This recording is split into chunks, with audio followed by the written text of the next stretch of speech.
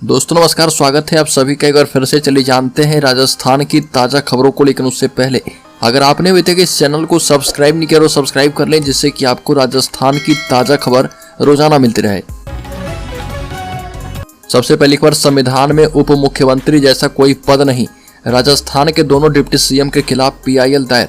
राजस्थान में बीजेपी ने जीत के बाद भजनलाल शर्मा को मुख्यमंत्री तो बना दिया और दिया कुमारी और प्रेमचंद बैरवा को उप मुख्यमंत्री बनाया। और बता दें कि भजनलाल शर्मा ने प्रदेश के मुख्यमंत्री पद की शपथ ली। हालांकि वकील ओम प्रकाश सोलंकी ने कहा कि मैंने राजस्थान के दोनों डिप्टी सीएम दिया कुमारी और प्रेमचंद बैरवा के खिलाफ कोर्ट में जनहित याचिका दायर की है और संविधान में उप मुख्यमंत्री जैसा कोई पद नहीं है। यह एक राजनीतिक पोस्ट है और यह असंवैधानिक है। को राजस्थान में गैंगस्टर आनंद पाल के भाई सहित चाचा को कोर्ट ने सुनाई 2-2 साल की सजा। डिडवाना से खबर है, जहां पर वरिष्ठ सिविल न्यायाधीश एवं अतिरिक्त न्यायिक मजिस्ट्रेट नीलम मीना ने एक मामले में बड़ा फैसला सुनाते हुए गैंगस्टर आनंद पाल सिंह के भाई और हार्डकोर अपराधी रुपेंद्र पाल सिंह उर्फ विक्की और उसके चाचा दामोदर सिंह को 2-2 साल की सजा सुनाई है। साथ ही 2100 रुपए के अर्थदंड से दंडित किया गया है। अगली खबर, जल्द ही बढ़ेगा सचिन पायलट का कद। विधानसभा चुनाव में हार के बाद कांग्रेस में बदलाव की तैयारी। सियासी जानकारों का कहना है कि जब सचिन पायलट कांग्रेस के प्रदेश अध्यक्ष बने थे तो वह कांग्रेस को 21 से 99 सीटों पर पहुंचा दिया था। माना जा रहा है कि पार्टी इस बार भी सचिन पायलट पर दांव खेल सकती है। सियासी जानकारों का कहना है कि राजस्थान में भी पार्टी को इस तरह की हार की उम्मीद नहीं थी। अब लोकसभा चुनाव से पहले पार्टी संगठन में अहम बदलाव करने को तैयार है। ऐसे में माना जा रहा है कि राजस्थान में कांग्रेस अपने संगठन और विधानसभा में मजबूत नेतृत्व देने के लिहाज से सचिन पायलट को पीसीसी राजस्थान बना सकती है। बड़ी खबर, राजस्थान में anti gangster task force IPS Dinesh MN को कमान। बता दें कि राजस्थान में भजन राज के आगाज के साथ ही संगठित अपराध को जड़ से खत्म करने की कवायद शुरू कर दी गई है। नए मुख्यमंत्री भजनलाल शर्मा ने अपनी पहली कैबिनेट बैठक में प्रदेश में एंटी गैंगस्टर टास्क फोर्स की गठन को मंजूरी दी है। डीजीपी उमेश मिश्रा ने इस टास्क फोर्स का गठन करने के आदेश जारी किए हैं और प्रदेश के सीनियर आईपीएस अधिकारी दिनेश एमएन को एंटी गैंगस्टर टास्क फोर्स की कमान सौंपी है। दिनेश एमएन अपनी तेज तर्रार कार्यशैली के लिए जाने जाते हैं और माना जाता है कि राजस्थान के जिस भी जिले में दिनेश एमएन एसपी रहे हैं वहां की बदमाश जिला छोड़कर भाग गए। विधानसभा चुनाव के बाद मिशन 2024 में जुटी बीजेपी भरतपुर से शुरू हो चुकी है विकसित भारत संकल्प यात्रा। राजस्थान में भारतीय जनता पार्टी की सरकार बनने के बाद प्रशासन ने लोकसभा चुनाव की तैयारियां शुरू कर दी है। केंद्र सरकार के द्वारा संचालित विभिन्न जन कल्याणकारी योजनाओं को जन जन तक पहुंचाने और उनका प्रचार प्रसार करने के उद्देश्य से विकसित भारत संकल्प यात्रा को प्रधानमंत्री मोदी द्वारा ऑनलाइन हरी झंडी दिखाकर शुरू किया गया है। अगली खबर, बागड़ में हार के बाद बीजेपी में घमासान। पार्टी प्रत्याशी ने लगाया पदाधिकारी पर कांग्रेस का साथ देने का आरोप।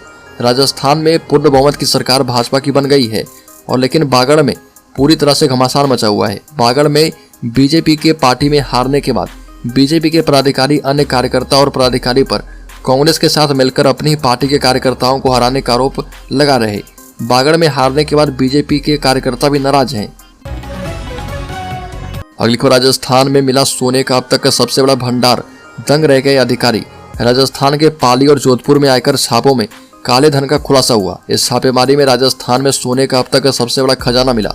मारवाड़ के तीनों व्यापारिक समूहों पर हुई छापेमारी की इस कार्रवाई में अब तक कुल 52 करोड़ रुपए की ज्वेलरी पकड़ी गई है। छापों में अब तक 400 करोड़ के कारोबार के दस्तावेज जब्त किए गए। इतनी बड़ी मात्रा में सोना देखकर आयकर विभाग के अधिकारी हैरान हैं।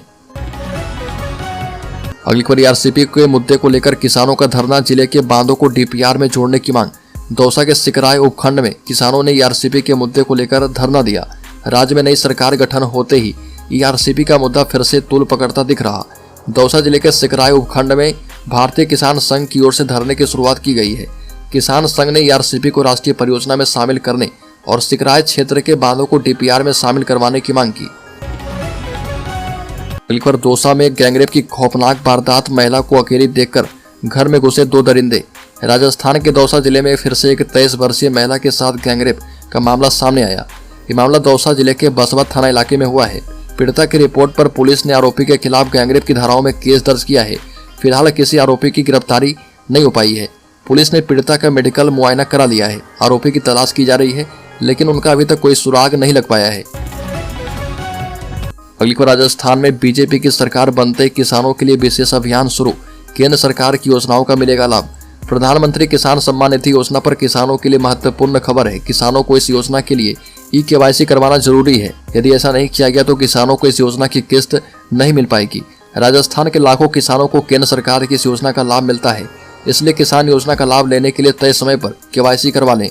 राजस्थान में बीजेपी सरकार लौटते ही केंद्र सरकार की योजनाओं में तेजी आने लगी है। बड़ी खबर, नई भर्ती करवाने को लेकर तैयार है कर्मचारी चयन board. Major general Alok Raj ने कहा कि शेड्यूल के मुताबिक होगी भर्ती परीक्षाएं। बता दें कि राजस्थान पूरे देश में बेरोजगारी दर के मामले में दूसरे पायदान पर है। ऐसे में अब प्रदेश के कुल युवा जो है न सिर्फ नई सरकार की ओर बल्कि भर्ती परीक्षाएं करवाने वाली संस्थाओं की ओर भी उम्मीद भरी निगाहों से देख रहे।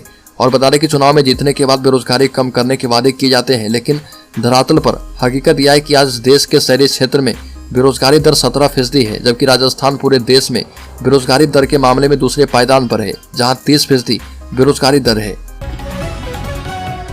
बड़ी खबर, राजस्थान कैबिनेट में जगह पाने के लिए जोड़ तोड़ में जुटे हैं भरतपुर के 5 विधायक। मंत्री बनने के लिए बीजेपी विधायक प्रदेश और केंद्र के नेताओं के साथ लॉबिंग करने में लग गए हैं। भरतपुर जिले में 7 विधानसभा सीटें हैं, जिनमें से एक सीट भरतपुर पर रालोद प्रत्याशी डॉक्टर सुभाष गर्ग ने जीत दर्ज की है और शेष 5 विधानसभा सीटों पर बीजेपी के प्रत्याशी की जीत हुई है। अब सभी 5 विधायक मंत्री बनने की जोड़ तोड़ में लग गए हैं। बड़ी खबर, पूर्ववर्ती गहलोत सरकार के 2 बड़े घोटालों की जांच करवाएगी भजन लाल की सरकार। निशाने पर हैं 2 विश्वस्त IAS अधिकारी। राजस्थान की नई भाजपा सरकार पिछली कांग्रेस सरकार में हुए घोटाले की जांच करवाएगी और इसके लिए मुख्यमंत्री भजन लाल शर्मा ने अशोक गहलोत सरकार में हुए 2 बड़े घोटाले से जुड़ी फाइल जो है क्लब की है। ऐसे में गहलोत के विश्वस्त भारतीय प्रशासनिक सेवा के 2 अधिकारी भाजपा सरकार के निशाने पर हैं। लगभग 1600 करोड़ के सूचना एवं प्रौद्योगिकी विभाग DOIT घोटाले और लगभग 1000 करोड़ रुपए के ही जल जीवन मिशन घोटाले की जांच जो है करवाने के लिए सहयोग लेने की तैयारी की जा रही है। बड़ी खबर, राजस्थान में निर्भया जैसी घटना, चलती बस में दलित युवती के साथ गैंगरेप। राजस्थान में निर्भया जैसी घटना सामने आई है, जहां पर एक 20 साल की दलित महिला के साथ चलती बस में दरिंदगी की गई। महिला जो है उत्तर प्रदेश से दिल्ली जा रही थी और घटना 9 और 10 दिसंबर की दरमियानी रात की है। इस दौरान महिला के साथ बस के ही 2 चालकों ने गैंगरेप की वारदात को अंजाम दिया और आरोपी की पहचान आरिफ और ललित के तौर पर हुई है। पुलिस ने इस बारे में जानकारी देते हुए कहा कि आरिफ को गिरफ्तार कर लिया गया है।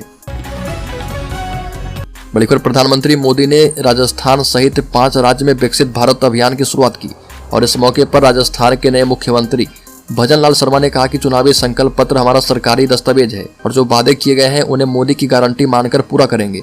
प्रधानमंत्री मोदी की कल्याणकारी योजनाओं को पहुंचाएंगे। CM भजन लाल शर्मा ने कहा कि अंतिम छोर पर बैठे व्यक्ति को लाभ मिले, इसकी जवाबदेही तय होगी। इसके साथ ही ये भी कहा कि भाजपा जो कहती है वो करती है। संकल्प पत्र भाजपा ने चुनाव के वक्त जारी किया था और उसे सरकारी दस्तावेज ही मानते हैं। बड़ी खबर, आम चुनाव से पहले जाटों को साधने के लिए प्रदेश अध्यक्ष बदल सकती है भाजपा। बता दें कि राजस्थान में भजन लाल शर्मा, दिया कुमारी और प्रेमचंद बैरवा के शपथ ग्रहण के बाद अब सबकी नजरें संगठन पर टिकी है। अब जल्द ही प्रदेश के स्तर पर संगठन में बड़ा बदलाव हो सकता है। ऐसे में माना जा रहा है कि पार्टी एक बार फिर से प्रदेश अध्यक्ष बदल सकती है और अगर ऐसा होता है तो पहली बार होगा जब पार्टी सिर्फ 6 महीने बाद ही अध्यक्ष बदल देगी।